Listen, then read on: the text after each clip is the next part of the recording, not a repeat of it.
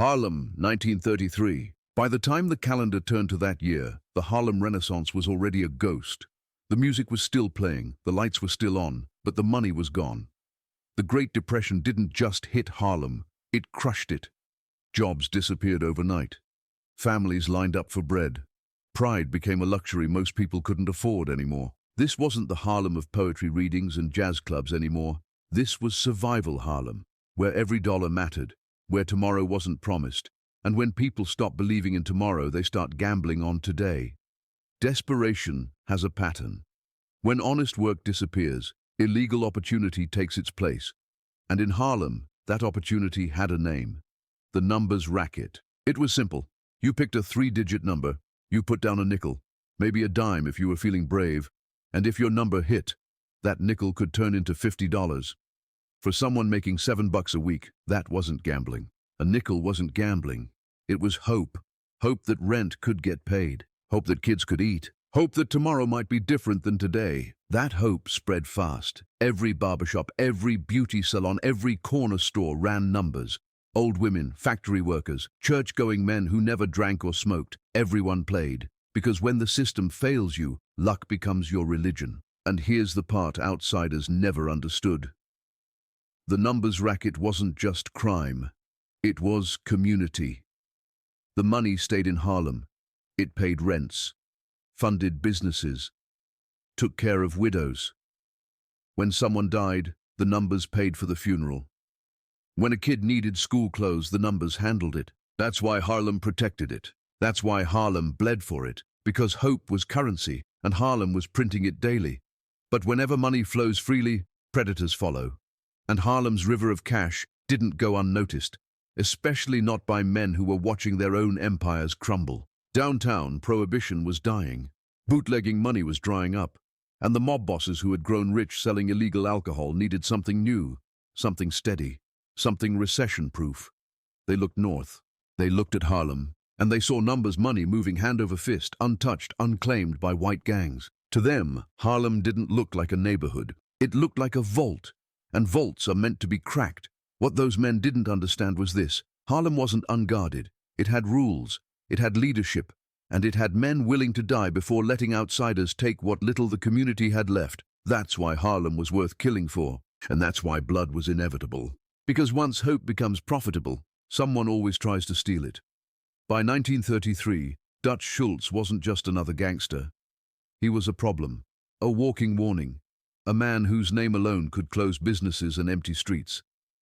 Born Arthur Flegenheimer, raised hard in the Bronx, Dutch learned early that fear worked faster than respect, and once he figured that out, he never stopped using it. During Prohibition, Dutch built his empire on bootlegging, beer trucks, speakeasies, protection rackets. Millions flowed in every year. He didn't just sell alcohol, he controlled territory, and anyone who challenged him didn't get negotiated with.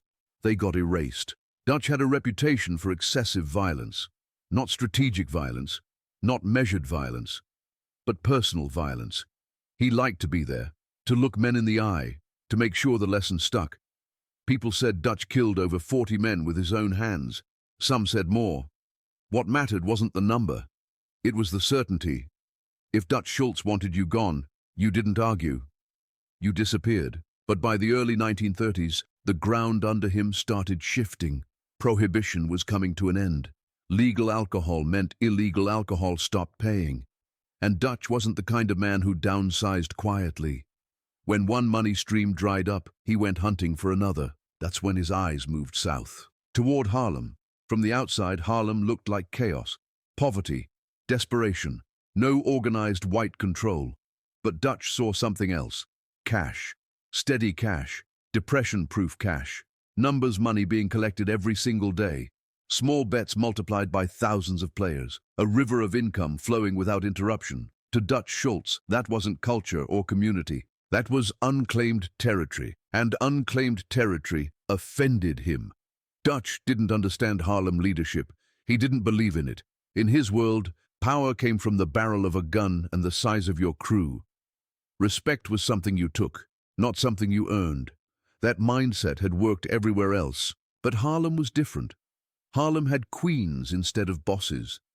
It had community figures instead of warlords. The numbers weren't run through fear, they were protected through trust. And standing behind that trust was a young enforcer who didn't behave like muscle was supposed to behave. Dutch Schultz had never been told no, especially not by a black woman. And when he realized that Harlem's numbers empire wasn't going to kneel, when he realized they didn't fear his reputation the way others did, that rejection didn't just challenge his business, it challenged his identity. Dutch could tolerate competition. He could tolerate loss. What he couldn't tolerate was disrespect. And in Dutch Schultz's world, there was only one response to that: violence. Harlem was no longer just an opportunity. It was a message waiting to be sent. Harlem didn't answer to men like Dutch Schultz. It answered to Madame Stephanie St. Clare. She wasn't loud. She wasn't flashy. But she was powerful in a way outsiders never understood. A Caribbean immigrant who arrived in New York with nothing. No protection, no favors, no safety net. And somehow, she built the largest numbers operation in Harlem, not by bullying people, but by earning their trust. They called her the Queen of Numbers for a reason. Her word meant something. When she promised a payout, people got paid. When she said someone would be protected, they were. In a neighborhood where broken promises were the norm, consistency made her royalty, but queens still need guardians. And hers was a young man named Ellsworth Bumpy Johnson. Bumpy didn't look like the typical enforcer. He wasn't loud. He didn't posture. He didn't brag. He listened more than he spoke. And when he did speak, people paid attention, because Bumpy didn't threaten unless he was prepared to follow through. He grew up fighting in Charleston, South Carolina. Street fights, racial violence, survival before rules. By the time he reached Harlem, he already understood something most men never learn. Violence was a tool, not a personality. Prison changed him in a different way. While other men lifted weights or played cards, Bumpy read Shakespeare, philosophy, history. He educated himself because he believed knowledge was another weapon, a quieter one, but often more effective. That education shaped how he moved through Harlem. When runners got robbed, Bumpy didn't always reach for a gun. Sometimes he negotiated. Sometimes he threatened reputations instead of lives. Sometimes all it took was showing up and reminding people who stood behind him. Cops learned this quickly, the dirty ones especially. Shake down a Harlem business, and Bumpy didn't rush you in an alley. He found leverage, affairs, gambling debts, internal complaints. Careers ended quietly, and that silence made him more feared than gunfire ever could. Rival crews tested him too, and when they crossed lines, Bumpy responded decisively, not excessively, enough to send a message without starting a war. He understood balance, something the white mobs rarely bothered with. And this is where people get it wrong about Bumpy Johnson. They think he ruled through fear. He didn't. Bumpy wasn't just muscle. He understood that respect in Harlem wasn't bought with fear, it was earned with loyalty. When Madame St. Clair's people got paid on time, they stayed loyal. When someone got arrested, Bumpy made sure their family ate.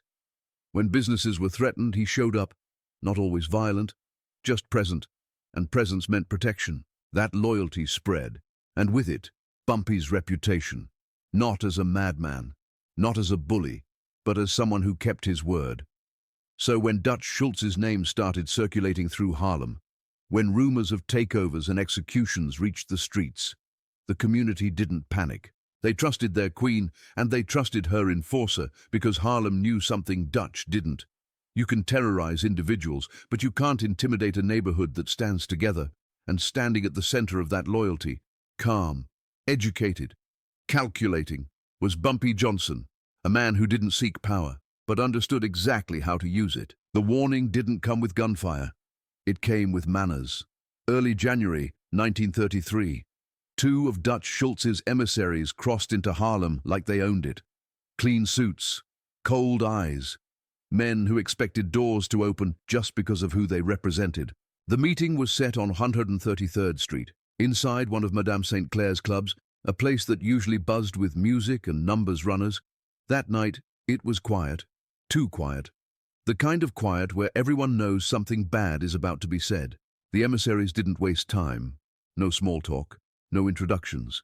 They sat down, looked around the room, and delivered Dutch's offer like it was already accepted. Work with Dutch, pay tribute, or get buried. To them, it wasn't a threat. It was procedure. Every neighborhood they'd entered before had folded. Every operation had eventually bowed. That's how this always went. Madame St. Clair listened without interrupting. No raised voice, no anger, just calm. When they finished, she leaned back slightly and gave them her answer. Get out. That was it. No negotiation, no counteroffer, no fear. The room froze. The emissaries hadn't prepared for refusal, especially not from a black woman who, in their world, wasn't supposed to have that kind of authority. One of them laughed nervously. Thought maybe she didn't understand what was being said. They tried again. Slower this time. More deliberate. Mentioned Dutch's reputation, his body count. The consequences of saying no. Madame St. Clair didn't respond. Instead, they turned their attention to the corner of the room. That's where Bumpy Johnson stood. He hadn't moved the entire meeting. Hands relaxed at his sides, eyes locked on them. Not aggressive, not emotional, just steady, measuring. One of the emissaries smirked. You want to be smart about this, boy? Bumpy didn't answer. Didn't blink, didn't shift his weight. He just stared. That stare, the one that made men check their life insurance. In that silence, something changed. The emissaries felt it. A pressure they weren't used to. They weren't being feared. They were being evaluated. Like problems. Like obstacles. And men like that don't negotiate. They decide. The emissaries stood up, tried to recover their dignity, threw out one last warning before leaving. This doesn't end well. They walked out of the club and straight back to the Bronx. Back to Dutch Schultz. Back with news he'd never heard before. Harlem had refused. Not delayed, not negotiated. Refused. And when Dutch Schultz heard that, when he heard that a black woman and her quiet enforcer had looked his name in the face and said no, something inside him snapped. This wasn't business anymore. It was personal, and once Dutch Schultz took something personally, there was no turning back. Valentine's Day, 1933. While the rest of the city slept or celebrated, Harlem held its breath. Word moved quietly through the streets. Not rumors, not gossip. A warning. Dutch Schultz was coming, and this time, he wasn't sending messages. He was sending bodies. Bumpy got the tip late. Too late to gather a crew. Too late to set a proper perimeter. Dutch's men were planning to hit Madame St. Clair's main counting house on Lenox Avenue just before dawn. Cash would be on site. Runners would be vulnerable. It was meant to be fast, brutal, and final. Bumpy didn't hesitate. He didn't call for backup, and he didn't alert the police, and he moved alone. Some say it was a mistake. Others say Bumpy knew exactly what he was walking into, because Bumpy Johnson never went anywhere without understanding the risk. The trail led him to the Cotton Club. Not the famous downtown club with white audiences and jazz legends. This was the real Cotton Club, the after-hours spot, the backroom Harlem used when business couldn't be handled in the open. This wasn't the Cotton Club tourists knew. This was where Harlem settled scores. The basement was part storage, part gambling den, crates of liquor stacked against the walls, old poker tables scarred from years of use. A single narrow staircase leading back up to the street. No windows. No back door. Once you went down, you were committed. At exactly 4:32 a.m., Bumpy Johnson descended those stairs. Each step echoed. The air was thick, heavy, like the room itself knew what was about to happen. One bare light bulb hung from the ceiling, swaying slightly, casting long, nervous shadows across the floor. Then he heard it, the sound of safeties clicking off. One, then too many to count. The shadows moved. Men stepped forward from behind crates and tables. 12 of them, each one handpicked, each one with a reputation. Tommy the Executioner, known for close-range kills, always looked his victims in the eye, never rushed. Vento, ruthless, efficient. Marty Icepick Delaney, a man who preferred pain before death. And 9 more, men whose names never reached police files, men who didn't need reputations because their work spoke for them. 12 guns leveled at Bumpy Johnson, 12 fingers resting on triggers, no witnesses, no exits, no mercy. This wasn't a robbery, it was an execution. Tommy stepped forward, smiling, comfortable. This was his environment. Dutch sends his regards. Bumpy stood still, hands at his sides, face calm. He didn't scan the room in panic. He counted, slowly. 12 men, 12 guns. He looked back at Tommy. That all he sent? The smile on Tommy's face faltered. Because confidence like that doesn't come from ignorance. It comes from preparation. And standing there in that basement, surrounded, outnumbered, Bumpy Johnson wasn't trapped. He was waiting, and none of them realized it yet. Tommy the executioner let the silence stretch. He liked this part. The moment when fear usually showed itself. The shaking hands, the pleading, the bargains men tried to make when they realized there was no way out. "You got about 5 seconds to beg," Tommy said. His voice was relaxed, practiced. He raised his gun just enough to make the point clear. Bumpy Johnson didn't move. He didn't raise his hands, didn't step back, didn't argue. He simply looked at Tommy again. Calm, almost curious. That all he sent? The room shifted, not physically, psychologically. A question like that wasn't supposed to be asked by a man staring down 12 guns. It wasn't defiance. It wasn't panic. It was evaluation. Tommy frowned. "You think this is a joke?" Bumpy tilted his head slightly. "You're making a mistake." Tommy laughed. A short, sharp sound. "What mistake?" "You're about to be dead." Bumpy's eyes didn't leave him. "The mistake," he said slowly, "is thinking I came here alone." That did it. For the first time since stepping out of the shadows, doubt entered the room. Not fear, doubt. And doubt is more dangerous. Guns stayed trained on Bumpy, but eyes began to shift. Toward the stairs, toward the corners, toward the dark spaces between crates. Tommy snapped, "Don't listen to him." But even he glanced back for half a second.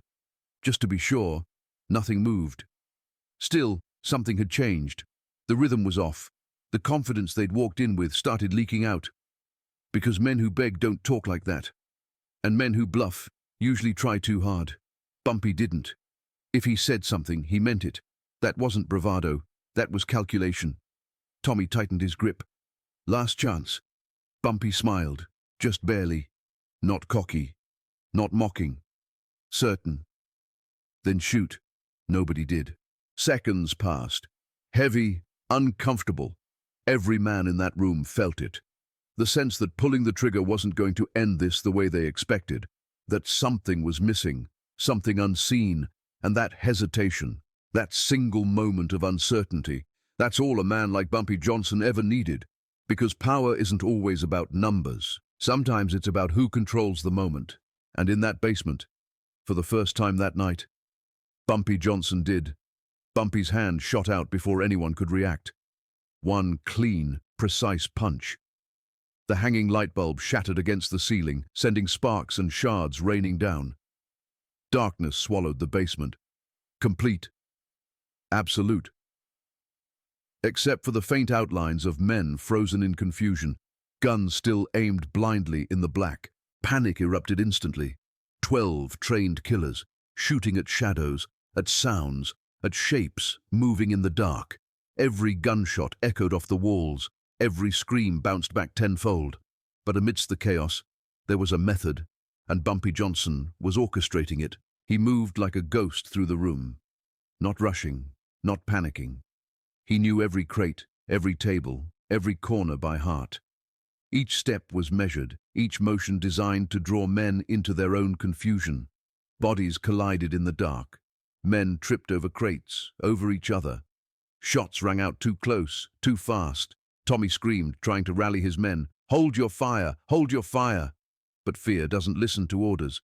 Fear acts. And it acts violently. A punch here, a grab there, a kick to an ankle, and a man sprawled on the floor. Each time, Bumpy was a step ahead, exploiting hesitation and disorientation. One of Dutch's men fired blindly, hitting a companion instead of the target. A scream cut the room in half. Another shot. Another collapse. In 3 minutes, or perhaps 3 hours, time stretched and twisted in the dark. The basement became a chaotic theater of misjudgment and panic. But amidst it all, there was a pattern. Because violence has a rhythm. And that night, Bumpy Johnson controlled it. He didn't rely on bullets. Not yet. He used misdirection, presence, and experience. The trained killers who had walked in with certainty were now fumbling, firing, falling, and colliding. each man moving against the other, unknowingly doing Bumpy's work for him. One by one, the bodies began to accumulate, not all dead, but all incapacitated, unconscious, bleeding, broken. Groans and curses filled the room. But the order, Bumpy's invisible order, remained intact. By the time the chaos subsided, the echoes of gunfire had faded. Tommy the executioner lay sprawled, dazed, gun in hand but unable to continue. Every other man either unconscious or seriously injured. And through it all, there was only one truth that remained clear. Bumpy Johnson had not just survived. He had dominated, controlled the uncontrollable, turned a basement full of armed killers into a playground of confusion and fear. And as the first light of dawn crept through cracks in the boarded windows upstairs, the basement fell silent. The only sound was shallow breathing, the occasional groan, and the whisper of a strategy executed perfectly. 12 men had entered confident and armed. 11 were down, and 1 was left to crawl out. But the night, the basement, the fear, all belonged to Bumpy Johnson. Because power isn't just who pulls the trigger first, power is who controls the rhythm of the room. And Bumpy Johnson wrote that rhythm that night in darkness, sweat, and blood. When the chaos finally ended, only one man remained conscious. Marty Icepick Delaney. The rest were either unconscious or barely clinging to life. Every step he took was agony, broken ribs, bleeding, fear coursing through him like electricity. But one thought kept him moving. Get back to Dutch Schultz, deliver the message, somehow survive to tell the story. It took him 20 minutes to climb the narrow stairs. Every movement made him wince, every step a reminder of the basement's violence. Outside, the first light of morning crept over Harlem, casting long shadows on the streets where life had already started again. Marty flagged down a cab, money stained with blood clutched in his shaking hand. He gave the driver an address, Arthur Avenue, Dutch Schultz's headquarters downtown. Every moment he expected the shadows to catch up to him, to finish what the basement had started. But they never did. At 8:17 a.m., Marty stumbled into Dutch's social club. Dutch was seated at a small table, breakfast in front of him, eggs, toast, coffee, reading the newspaper as if the night's events had been a dream. He looked up, and his gaze froze. Marty, covered in blood, barely standing, holding a gun in one hand and a blood-soaked envelope of cash in the other, was all the proof he needed that the night had gone horribly wrong. Dutch's lieutenants, his accountants, his bodyguards, all stopped in their tracks. The room went quiet except for Marty's shallow breathing, every eye on him waiting for the words that could explain the massacre in Harlem's basement. Finally, Marty reached the table. He tried to speak but could only shake his head for a moment. Then he whispered, "All of them. Gone. He let me live. To give you a message." Dutch's eyes narrowed, ice in his gaze. "What message?" he demanded. Slowly, Marty reached into his jacket and pulled out a single playing card, the Ace of Spades, dark and soaked with blood. He placed it on the table in front of Dutch Schultz, his hands trembling. "Tell him!" "Harlem's not for sale," Marty gasped. "If you send more men, send more cards. He's collecting a deck." The room went silent again. Dutch picked up the card, staring at it for a long, tense moment. His men braced for him to unleash a storm. They expected rage, revenge, mass retaliation. Instead, Dutch's face changed. Not happiness, not triumph. A slow, measured smile, one of resignation and respect. He realized what he had been up against. The neighborhood, the queen, the enforcer, all united and none willing to bend. Dutch Schultz looked at the card one last time and dropped it into the ashtray, letting the fire consume it. Harlem had survived intact, and the message was clear. Bumpy Johnson had not only survived the night, he had claimed his legend, and the Ace of Spades would remain the symbol of that power for years to come.